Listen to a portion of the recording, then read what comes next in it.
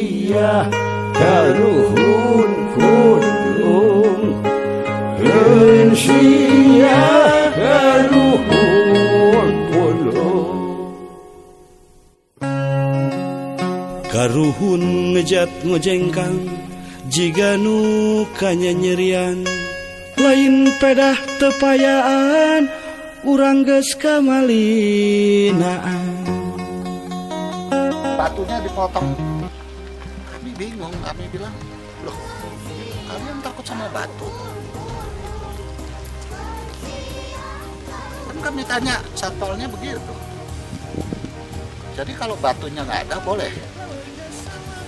Kan logikanya gimana? Kami bilang, kami nggak bikin makam yang mewah.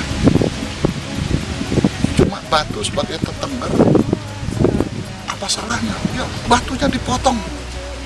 di mata Ya dua menghalodok sawah setengah.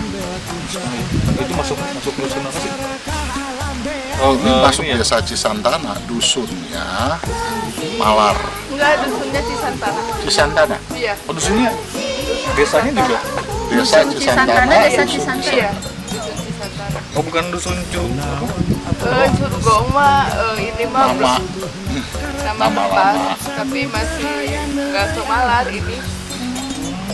Jadi kenapa dikasih nama Curug Goong? Karena dulu air sungai kecil itu kalau bergemericik malam, debit air masih tinggi, itu seperti goong gitu. Jadi dulu tahun 36 sepupu kami kan naik ke Gunung Ciremai saat Ciremai meletus. Pada saat itu kan negara kita belum ada, masih Belanda. Nah, pas itu 200 orang, itu disaksikan banyak orang. Jadi lahar turun, kami naik. Iya, nggak ada korban. Semua orang sini tahu. Itu tahun berapa mas? 1936 saat Ciremai meletus terakhir. Nah, lantas sebagai jaminan Pangeran Madrais mengatakan bahwa Belanda nyuruh turun. Sepuh kami bilang enggak. Kami udah ya dengan kearifan lokal kami, sepuh kami mengatakan nggak akan meletus, kami jaminannya. Jadi sepuh kami tinggal di sini. Ya, cuma pada periode dulu kan jual beli di sini. Iya. Jual beli kan belum ada proses kwitansi dicatat di kelurahan atau apa. Nah, setelah beliau wafat, ini kan kalau kita bicara hak atas asal usul, ini kan ada istilahnya cerita sepuh kami. Asal usul ini ya? Asal usul ini apa? Kenapa kami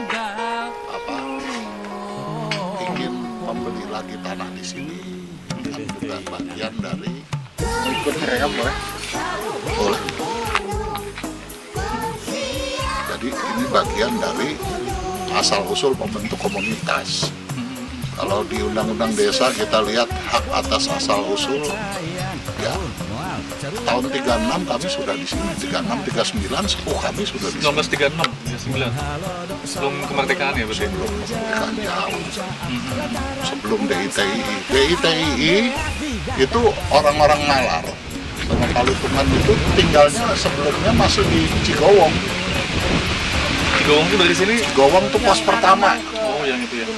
Nah, begitu DITI diturunkan orang-orang Malar, diturunkan, artinya banyak yang harus turun ke bawah karena dibakar sama gerombolan DITI.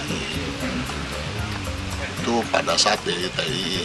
Nah, sebelum itu sepuh kami sudah nabuh goong, kami bawa gamelan 200 orang ke atas, bawa perbekalan, bawa saksi matanya banyak. Artinya apa? Ya, kenapa sepuh kami pertama Pangeran Madrais di sini hanya untuk mengatakan sama Belanda bahwa ini nggak akan meletus lagi. Gitu. Jadi jaminan. Nah, kalau dikatakan Pangeran Jatikusuma itu anaknya, enggak, Pangeran Jatikusuma itu cucu dari Pangeran Madrais. Oh, jadi bukan anaknya Pangeran. Jauh sekali. Jadi yang menyebutkan jelas nggak tahu, bukan orang asli sini. Jadi sebenarnya sejarah Madrais itu seperti apa, Pak? Madrais itu seorang pangeran yang dilarikan dari Gebang. Gebang itu di Gebang Budik sana. Setelah kepangeranan Gebang dibakar karena pemberontakan petani. Itu ada di sejarah. Tahun 1869, sepuh-sepuh kami yang pertama, warga adat, itu di bawah pimpinan Madrais, itu melakukan penyerbuan Batavia, 1869. Jadi Madrais punya pemahaman atas tanah itu begini. Tanah yang terbentang di antara Sungai Citarum sampai Cisadane itu bukan milik Ratu Wilhelmina, bukan milik bangsa Timur Jauh. Dia adalah milik para Karuhun. Jadi harus direbut. Kita belum mengenal Negara Kesatuan Republik Indonesia.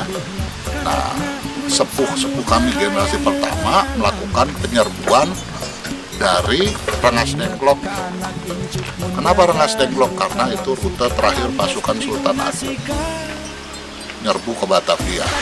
Dikenal lah kalau sekarang di internet atau bahannya dicari, ada peristiwa 8 jagal dari Tambun. Itu sepuh-sepuh kami. Nah, Pangeran Madrais di situ dikenal sebagai siapa? Sebagai katanya Bapak Rama dari Cirebon.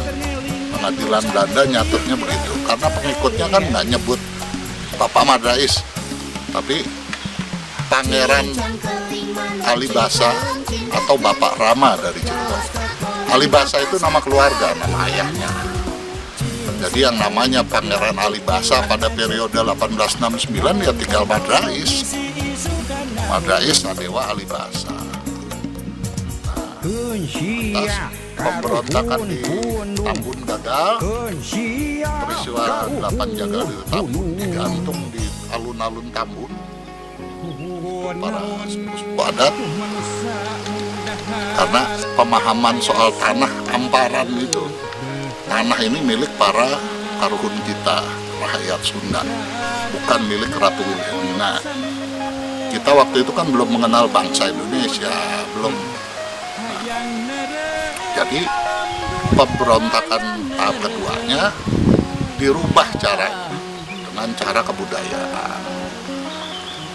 Jadi istilahnya kenapa Pangeran Madrais dilempar atau dibuang ke Tanah Merah atau ke Merauke?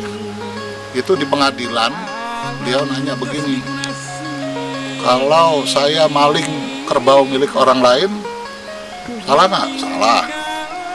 Kalau saya maling harta benda milik orang lain, salah nggak? Salah. Kalau satu bangsa merampok milik bangsa lain, salah nggak? 7 tahun ke Tanah Merah. Jadi analoginya simple ya. Ya apa istilahnya, beliau mengatakan ya kita boleh penjara tapi kita tetap harus punya menjaga cara ciri kita sebagai manusia Sunda, cara ciri kita sebagai bangsa.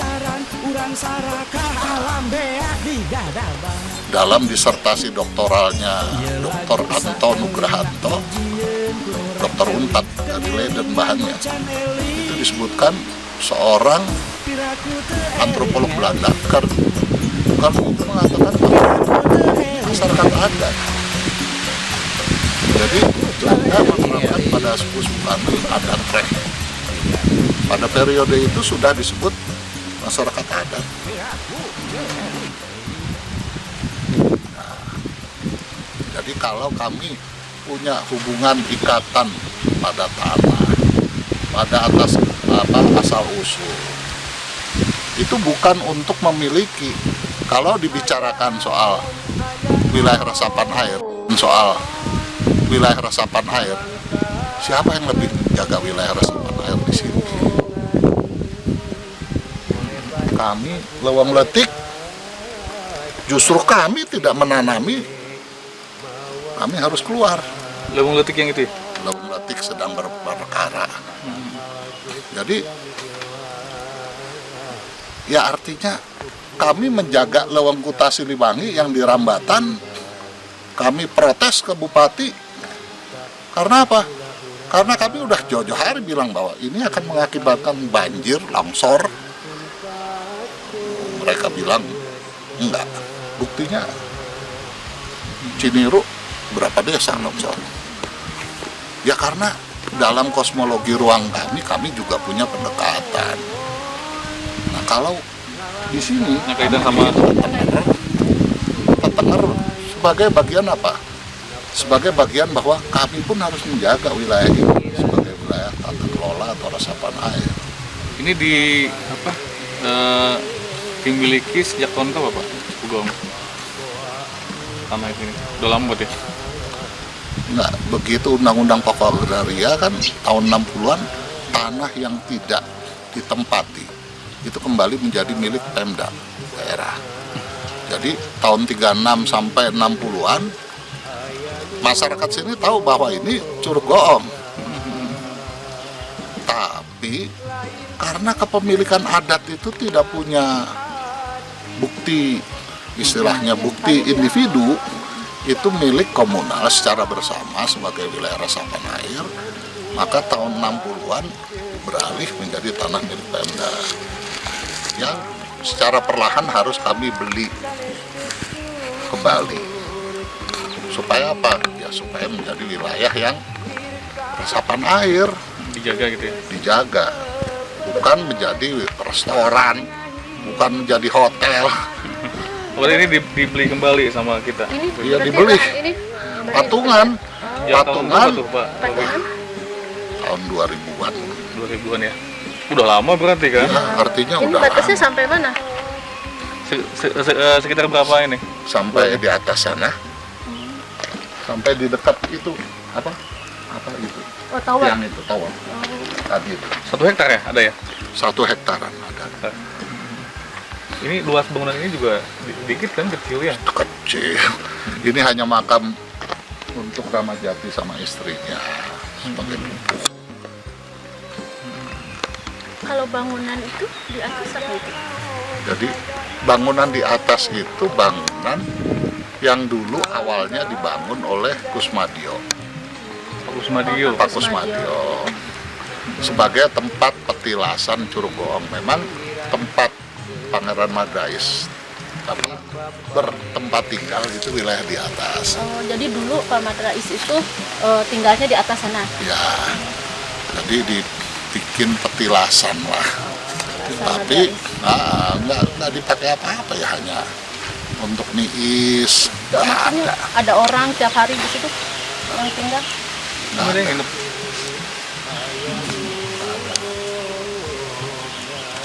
Jadi saat-saat beliau hari wafatnya atau apa, kami berdoa. Kalau kami kan berdoa nggak teriak-teriak, kami lebih meditasi diam.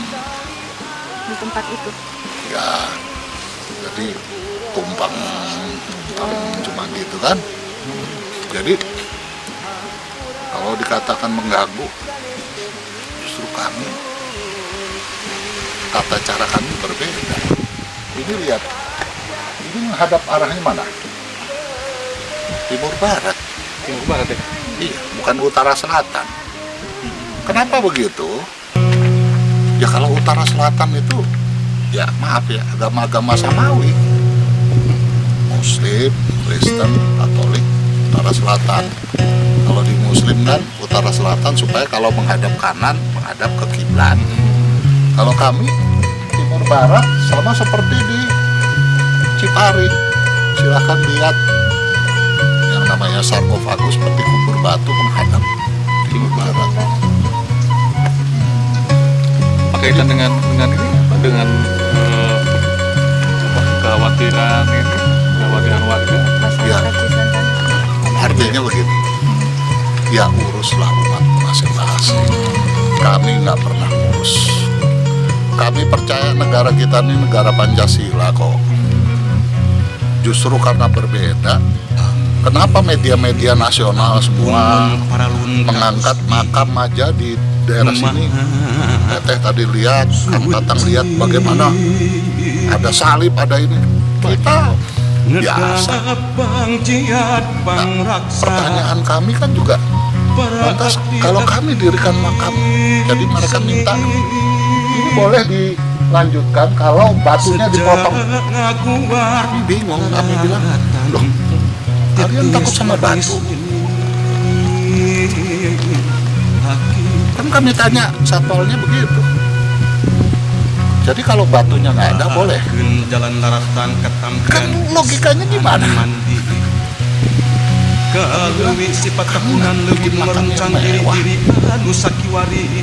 Cuma batu sebagai batunya dipotong. Kita bilang, jadi kalian takut sama batu? Kami nggak terganggu. Ini kan permintaan sepuh. Kalau kita baca Uga Wangsit Siliwangi, jelas disebut batu Satangtung itu dari tahun 1500 udah disebut. Oh ini namanya batu Satangtung ya? Iya, jadi itu ciri ceciren, bukan apa-apa. Ya ceciren. Kayak itu aja, kayak apa? Pisan batu yang itu ya? Kayak Linggayo. Kayak gitu aja kan ya? Ya hanya ceciren. Tidak dituliskan juga namanya, misalnya maaf Jati Kusuma, enggak. Bukan nisan, bukan apa-apa. Tengger Mungkul. Tapi kalau sama nisan beda ya? Beda, itu kan ada namanya tuh. Ya, kayak ini kan kalau di sana kan batu ya, cuman kecil batunya kan gitu. Siap. Jadi kami nggak meladeni perdebatan dari ini karena kami biasa menerima perbedaan. Ya kalau orang Cigugur asli pasti ya makam aja sebelah-sebelahan. Loh, kakak saya paling besar, putrinya Ramajati, pendeta Protestan.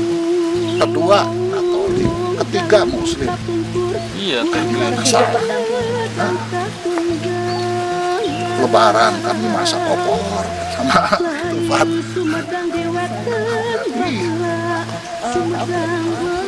Ini kembali lagi ke sejarah Madrais. Madrais itu berarti kan kalau memang Ramajati Jati Kusuma bukan anaknya, itu punya anak nggak berarti? Siapa? Madrais punya anak, cuma laki-laki satu sama perempuan satu. Yang perempuan itu nggak tinggal di Kuningan, yang laki dimakamkan. Namanya Pangeran Tejabuana, ayah dari Ramajati. Tejabuana itu berarti ayahnya Ramajati ya? Nah, Tejabuana punya anak laki-laki pertama, Jati Kusuma namanya. Dari istri pertama, anaknya 3 perempuan. Meninggal istri pertama, 3 tahun sudah itu, dia menikah lagi. Punya anak laki-laki pertama.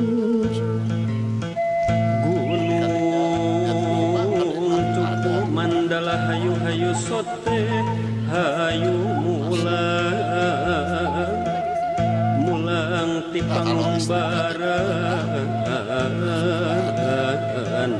juragan ari gunung para putra istrinya Masih daerah Kuningan? di sini di pasir.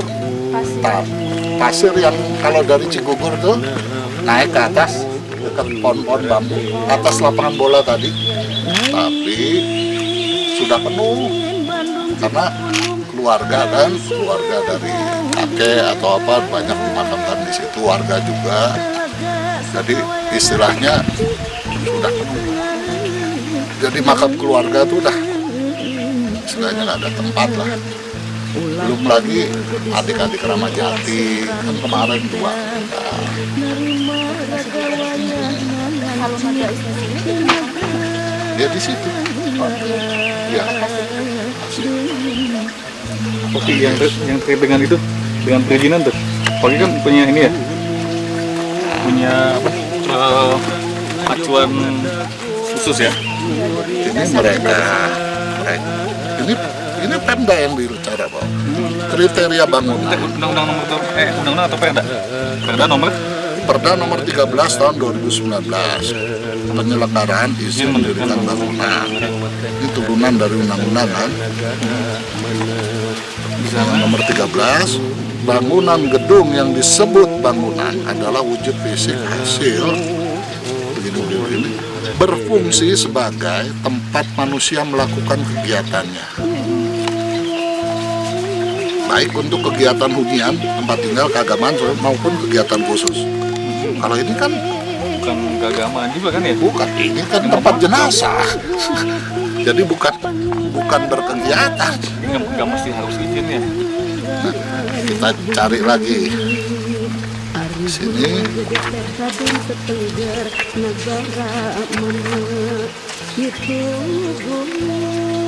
Fungsi dan klasifikasi bangunan pasal 4 nih. Bangunan gedung fungsi keagamaan dapat berbentuk masjid, gereja, pura, wihara, kelenteng, atau bangunan keagamaan dengan sebutan lain. Ini kan bukan bangunan keagamaan. Kalau dia bangunan keagamaan, dia perlu IMB. Kalau makam, jadi Emangnya kadang-kadang liar. Kami juga liar. tadi yang pasal 13 coba. Yang pasal 13. Oh. Yang pasal 13. Oh, 13 poin. Nah ini. 13 poin.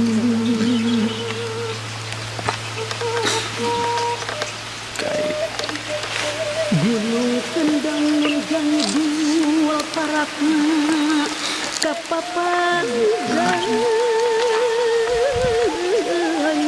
putih bengreng koneng tajam. Ini apa namanya? Nggak kelihatan. Backlight. Udah saya fotokopi nanti di bawah. Substansinya aja. Iya. Nah, kan artinya sebetulnya apa lagi? Kita bilang pasal bangunan keagamaan dengan sebutan lainnya. Ini bukan bangunan keagamaan. Terus bangunan gedung kebudayaan seperti museum kesenian, bangunan gedung adat dan sejenisnya. Ini bukan bangunan. Ini yang memerlukan IMB. Terus bangunan bukan gedung. Nah ini dibilang konstruksi berupa monumen, berupa tugu atau patung. Ini nggak masuk kategori tugu dan patung.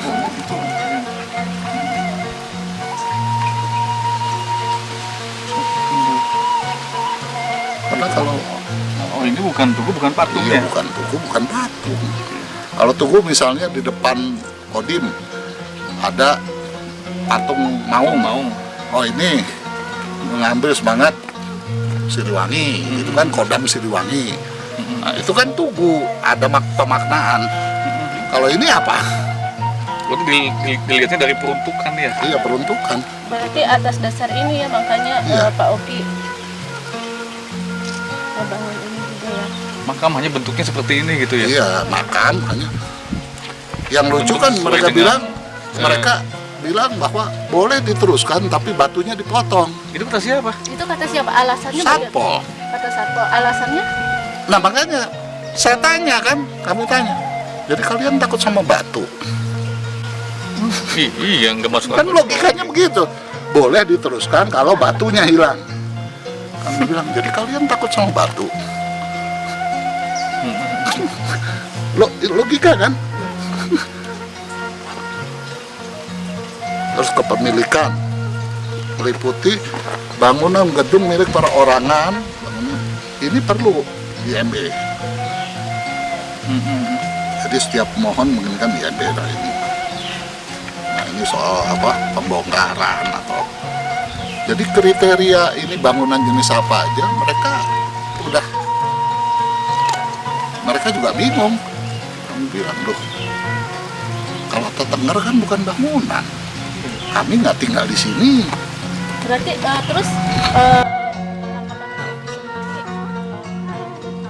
SP1 yang bakal dilayangkan oleh Satpol PP sendiri.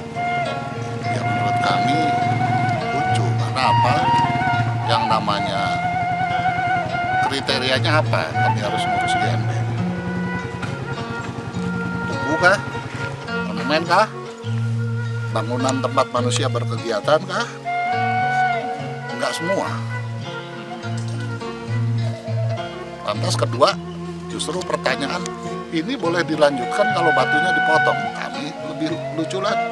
Yang pertanyaannya kan kenapa sih takut sama batu Satanto? Kalau batunya dipotong boleh terus. Apakah Oki akan bertahan atau mengikuti tujuan dari Satpol PP sendiri?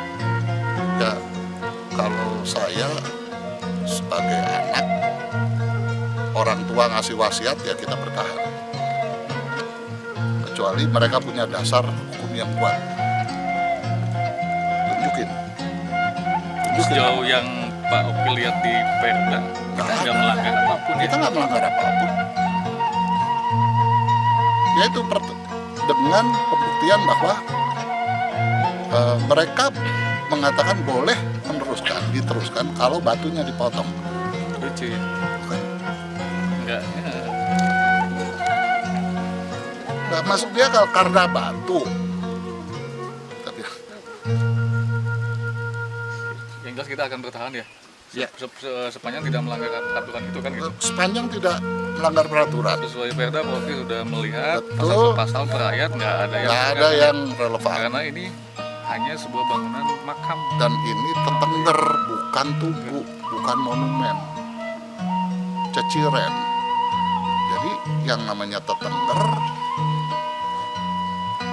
ya mau dibikin batunya bentuk segitiga, segi kotak atau apa kan terserah yang mau meninggal, yang ngasih wasiat kan.